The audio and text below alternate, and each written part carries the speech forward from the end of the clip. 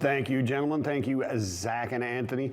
Nice breakdown of those numbers, Zach. Very, very interesting and good food for thought. Right now, I've got Eric Kulisch coming on board, our air cargo editor at FreightWaves here. Good morning, good Thursday morning to you, Eric. It's nice to see you again, my friend. How are you?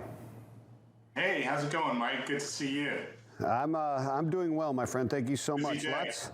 Busy day. Lots of interesting stuff up there. Let's talk about the elephant in the room, Anthony Smith. No, I'm just kidding. The Russian invasion of Ukraine has heated up or begun, if you will. What are we looking at there? What's the effect on air cargo? Well, I haven't scoped it out completely, but just some initial things that, jump to mind is obviously jet fuel prices are going to go way up. I think oil's now above $100 a barrel. It was already climbing pretty high, and you saw that airlines were talking about fuel costs as kind of being a drag on earnings and, some of the recovery a little bit coming into 2022. Even with some of the, higher passenger volumes that they expect. And I was just, covering Air New Zealand's earnings. They said, their fuel costs were up 14% in the last quarter, but they've done some hedging. Atlas Air did their earnings. They said, they actually, they've been able to apply some fuel surcharges. So that's helped with their profitability. So from a shipper standpoint, expect to see more fuel surcharges on your cargo. So that's a big impact. We'll just have to see how long that lasts. Another thing is there's not much cargo flying over Ukraine. The airspace there is all closed down for safety reasons by aviation authorities. Airlines aren't flying. A lot of that area was kind of off limits. Airlines would fly around because been ongoing conflict in eastern Ukraine for years. So I don't know how much that'll affect overflights, but that's something to watch. And then another thing is kind of interesting. I'm trying to find out about a cargo airline called Antonov Airlines. They're one of these, heavy haul carriers that have these specialty, Russian or Ukrainian made Antonov 124 freighters that, dwarf or are even bigger than the Boeing 747. And they're based in Kyiv, Ukraine, and they've got about 8 of these super large freighters, plus one other freighter that's like the largest in the world that they use rarely. And I'm curious to know what's happening to their operations. I did some checking on Plane Spotter or some of these flight checking sites, and there's a few of them still on the ground there. There's a few that are out of the country or being relocated. So it'll be interesting to see what happens to that airline, and that would be a loss of some, project cargo capacity.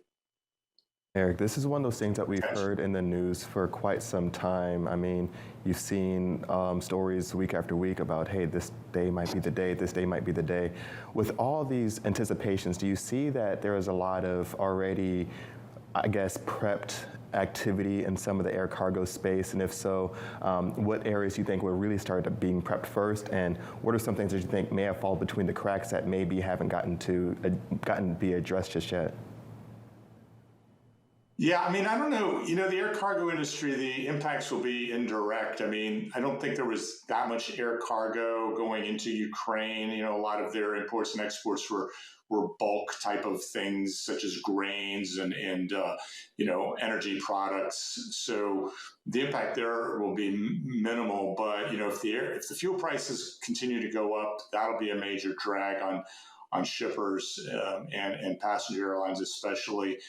And then, inflation will potentially continue to rise. This is no help for inflation that we're all seeing. And so if inflation continues to go up, will that be a drag on consumer or dampen down consumer spending and potentially trade? And then maybe that trickles down into some lower air volumes. Of course, that could help, get us out of this ocean shipping and even air shipping chaos with all the backlogs, but it's really not the way we want to get there. Yeah, no, it certainly is, and it's interesting to see the reaction to energy markets based on this. When there's really not much of a physical reason for it to cause the uptake or the uptick in oil costs. It's not a major oil producing area. The main concern really is the gas line through northern Ukraine, I guess, into Europe if something were to happen there. But that would not help. Russia's cause to really cut that off, I wouldn't think. I mean, it's, oil's globally traded, so it's just one of those things, it just goes up, even though it's, unless, who knows if there's going to be sanctions or an embargo put on Russian oil. But right now, I don't think that's the case. But, it's just roiled the market, even though there's not a direct cutoff of Russian oil. Yeah. You mentioned earnings of New Zealand, Air New Zealand. Let's talk about that. There have been some airline earnings that came out. Let's talk about Atlas Air and Cathay Pacific, et cetera. What's on the docket? Yeah, I mean, I think the takeaway from all of them is that cargo revenue, whether you're an all-cargo carrier or a passenger airline, is just, rip-roaring right now. And, Air New Zealand's relatively small carrier in the grand scheme of things, but I thought it would be interesting to look at them.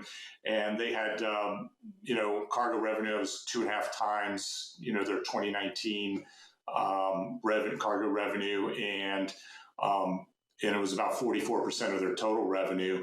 And the interesting thing there is that their cargo was really supported. New Zealand and Australia were like two countries that came in, and while here in the U.S. we had like the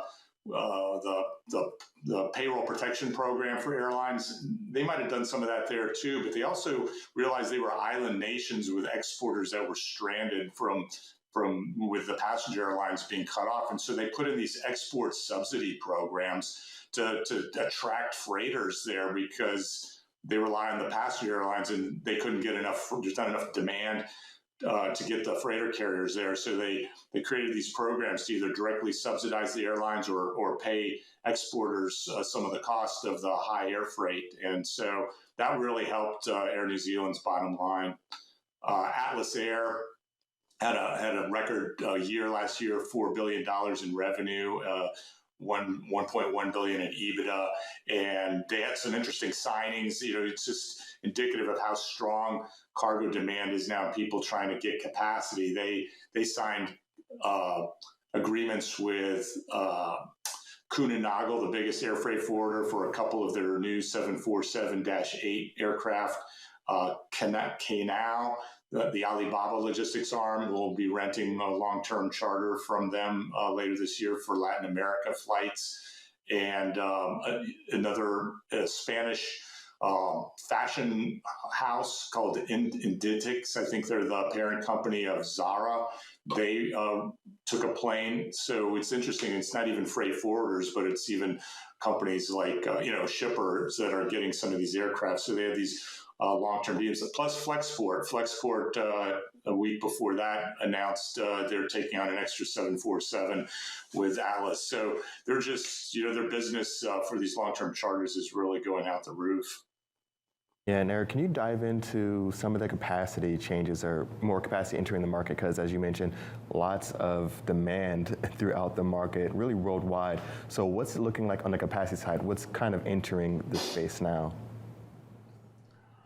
Well, I mean, we'll have some more capacity, as the summer schedule for the passenger airlines ramps up. So we're expecting, the airlines are putting more, increasing their schedules with on the passenger side. So that should increase, in theory, some of the belly space.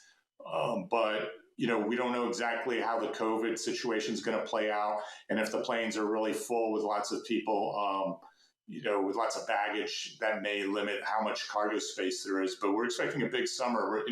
Some people are calling it, revenge travel coming this year. So there could be a lot of activity. But on the flip side, there's a lot of this passenger activities. The airlines have shifted how they're operating, and so they're going more.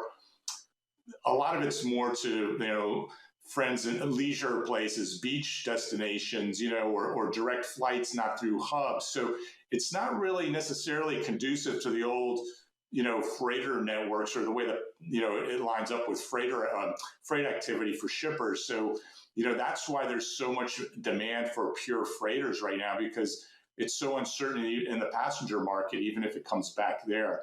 But you're also seeing, increase in freighter conversion activity to get some of these used aircraft converted. And so there have been more deals lately with, there's a new plane, for instance, the Airbus A321. It's a narrow body that's prized by the express carriers or people operating on e-commerce routes. So, for instance, Lufthansa has just taken a delivery of its first A321 converted freighter, and they are going to have a passenger subsidiary that operates just in Europe run it, and it's going to run kind of mid-haul routes to a few European cities, down to Cairo, Tel Aviv, and stuff that really suitable for e-commerce that they can do in these shuttle runs.